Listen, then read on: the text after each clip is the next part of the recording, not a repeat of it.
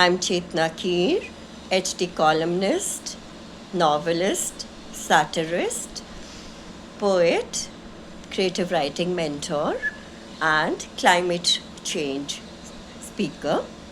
Thank you, Sebin and Team Ananke, for having me on board the LitFest 2026. Mapping a voice from the margins. So that's the theme of our session today. I'm out with my sixth book, a historical novel, uh, Maharaja's Mora, the Lost Queen of Lahore. So this is a less known love legend about Maharaja Ranjit Singh and Mora, a Muslim dancer and songstress. Maharaja's Mora, in these times of, when the world is torn by hate, in these times of war, when the world is divided by borders. So this is a beautiful, heartwarming tale of hope, where love builds a bridge instead. So, who was Mora? And that was the enigma of who Mora was. That is what spurred me to go in search of this gifted, accomplished artist from a marginalized community whose voice has been lost in historical chronicles, who has been consigned to the shadows. As we know that patriarchal narratives, have over the centuries consigned these accomplished artists, the songstresses, the dancers, to a footnote, and they have stereotyped them.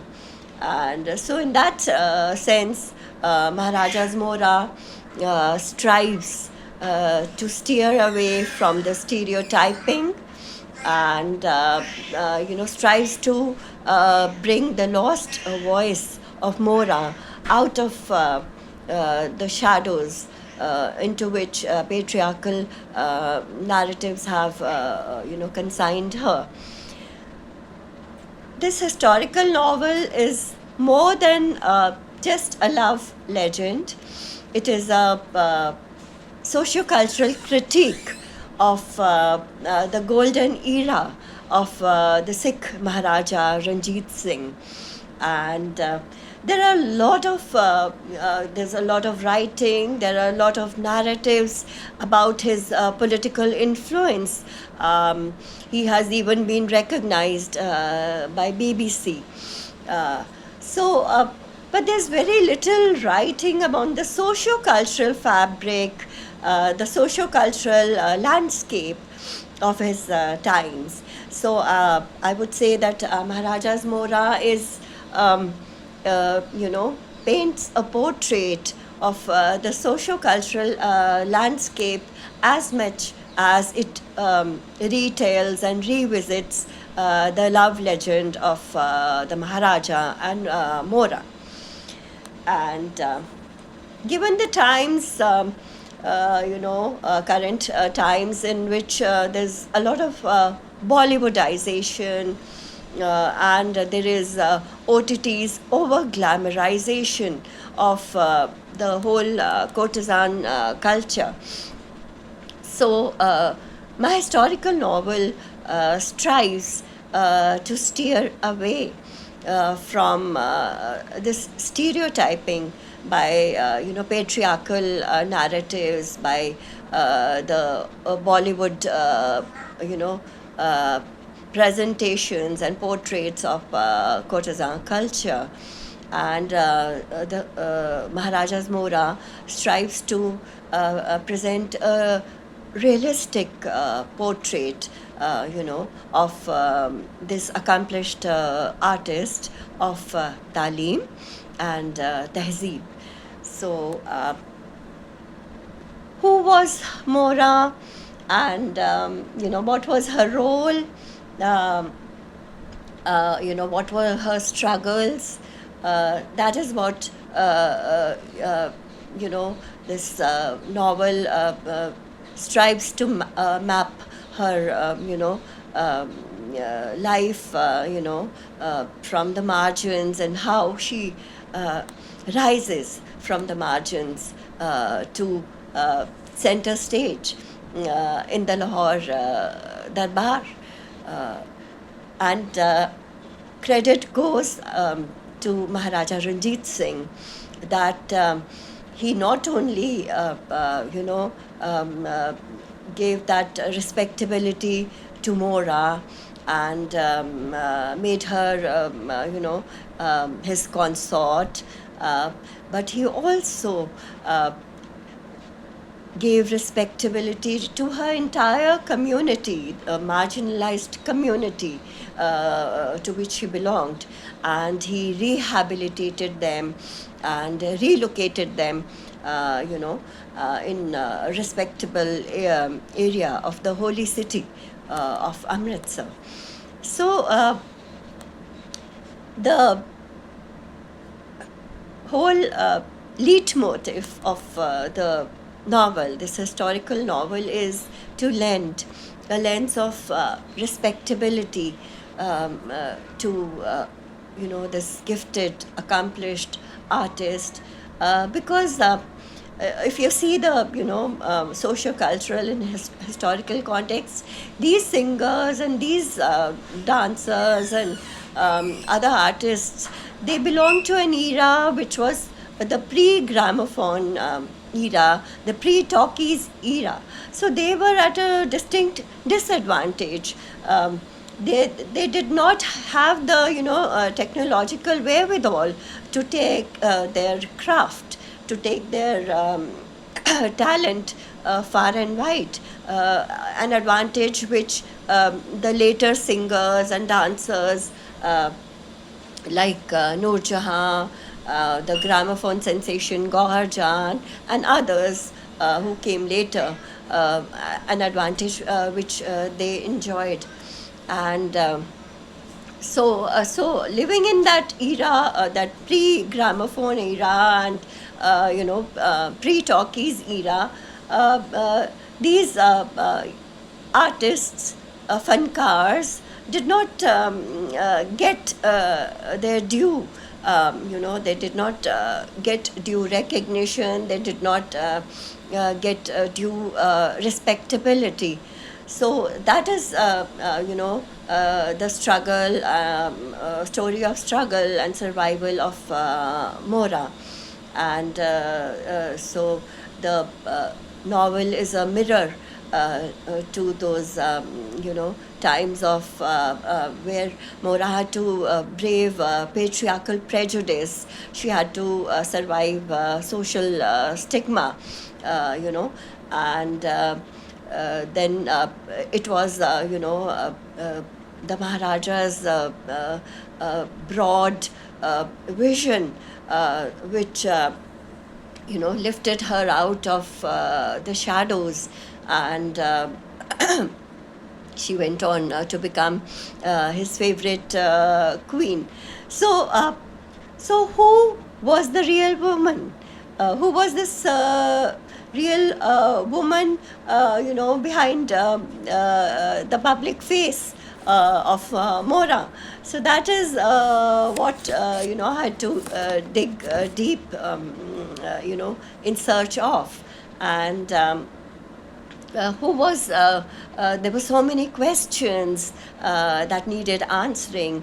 Who was this woman for whom the Maharaja even risked the wrath of the Sikh clergy? He even, braved the the declaration of punishment by the Sikh clergy, and who was this woman who inspired a commemorative coin, who was this woman who even inspired monument near Amritsar. So all these things, defined all these questions, defined the search and the retelling and revisiting to this love legend. There were a whole lot of challenges in the making of Maharaja's Mora, and firstly, as I mentioned, because in patriarchal narratives, she's just a footnote. So there was hardly any resource material available on her. There were hardly any historical chronicles which gave a comprehensive insight into her life and her times.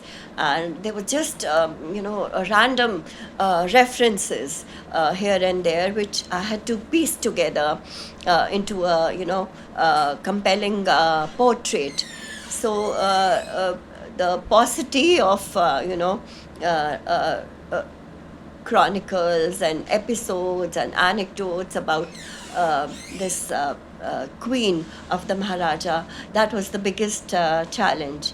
And in that context, I had to really dig deep into archives. I had to dig deep into folk narratives, and most importantly, into oral histories. So oral histories form, the bedrock of the research for this historical novel. So oral histories left by the descendants, the oral histories shared by the descendants of people who played a very pivotal role in the Lahore Darbar. So those oral histories were very significant in piecing together this portrait. And so that was one of the biggest challenges. Then, how to reconstruct the socio-cultural landscape. So a lot of research, went into that, into seeing what the daily life of the ordinary folks was, their lifestyle, their food, their fashion. So so much of research had to be done. There were bits of information available here and there, but not a comprehensive, clear account. So piecing together the socio-cultural context, the socio-cultural fabric of those times. It was a very challenging part of doing this novel, and also the enriching part, because I learned so much about that golden era, during that research. So it was a very rewarding experience in, revisiting this love legend of Maharaja Ranjit Singh and Mora, and in reconstructing the socio-cultural landscape of those times. And so I have tried to bring that lost voice of Mora, relegated to the shadows, before the readers through this historical novel. And I hope it strikes a chord with all who love to read about the lost voices of history. And so Maharaja's Mora is my sixth book, and before this, I had done the Gulmohar trilogy, and the third book of the trilogy, Gisha in the Gotapatti, uh, was longlisted for the uh, Oxford Book Cover Award 2026. So these are the three books of the Gulmohar trilogy.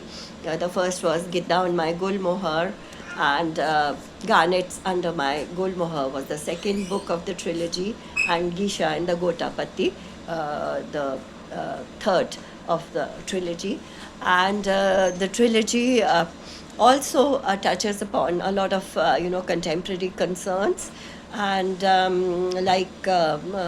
climate change, war and peace, and so it has a huge contemporary resonance. And in that context, I will say that even Maharaja's Mora, uh, it's a very multi-layered narrative, and it's not just a retelling of the past. I have tried to revisit the past through a contemporary lens. So you find the past being revisited, through modern perspectives of today's digital life characters. So it has a very huge contemporary, current, modern, feminist lens through which the past has been revisited.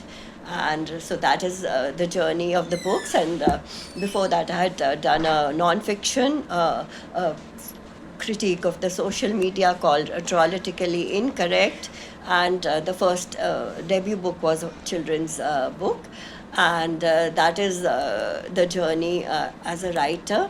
And about the transition from being a satirist, to a suspense writer, to a writer of historical fiction, has been, a very evolving, enriching journey. And I always sum it up with an analogy. And so I like to use a analogy here to say that being a satirist was like doing egg sunny side up. So a satirist is meant to present the lighter side, of life in a presentable manner to readers. So it was like doing egg sunny side up. And the transition to being a writer of historical fiction, because this historical fiction has multiple layers of where the past and present collide to give us contemporary relevance. So learning to do historical fiction was like learning to do lasagna, because it has so many layers. And so the embedded layer is the past, and on it you learn to do the layers of contemporary times, contemporary lens, and the modern relevance. So that was the journey of the making of Maharaja's Mora, which maps a lost voice from the margins. And here I would like to felicitate Sebin and Ananke LitFest for bringing lost voices, and bringing voices which are on the sidelines, on the fringes, into the mainstream. So felicitations for mainstreaming marginalized voices and dialogues, and for bringing so much diversity and inclusivity into the conversations that you share. Thank you so much.